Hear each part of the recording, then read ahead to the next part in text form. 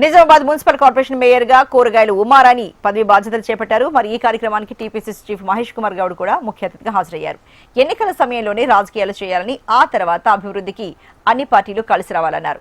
దీనికోసం పట్టణాల అభివృద్ధికి ప్రత్యేక నిధులు తెస్తామన్నారు.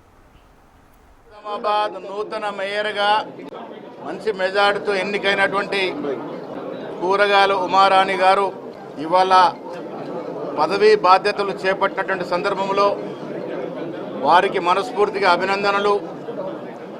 మేము చాలా సందర్భాల్లో చెప్తూ ఉంటాం, ఎన్నికల వరకే రాజకీయాలు, రాజకీయ పార్టీలని.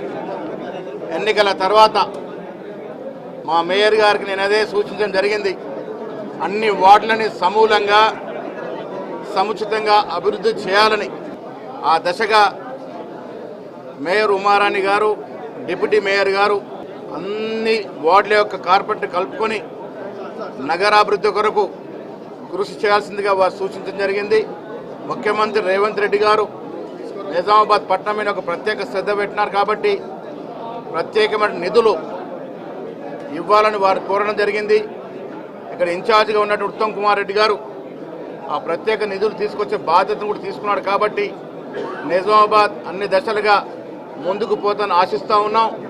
ఇవాళ పదవి బాధ్యతల కార్యక్రమానికి ముఖ్య అతిథులు వచ్చినటువంటి రాష్ట్ర మంత్రివర్యులు పొన్నం ప్రభాకర్ గారు, అదేవిధంగా వారిని ఆశీర్వదించడానికి వచ్చేసినటువంటి రాష్ట్ర సలహాదారులు మహమ్మద్ అలీ షబీర్ గారు, మా రూరల్ శాసనసభ్యులు భూపతి రెడ్డి గారు, జిల్లా కాంగ్రెస్ అధ్యక్షులు, మార్కెట్ కమిటీ చైర్మన్ మా నరేందర్ రెడ్డి గారు, జావేద్ గారు అందరూ కూడా ఉమారాణి గారిని పదవి బాధ్యతలు చేపట్టిన సందర్భంలో ఆశీర్వదించుకొచ్చినారు. వారికి మా మనస్ఫూర్తి అభినందనలు. నిజామాబాద్ నూతన మేయర్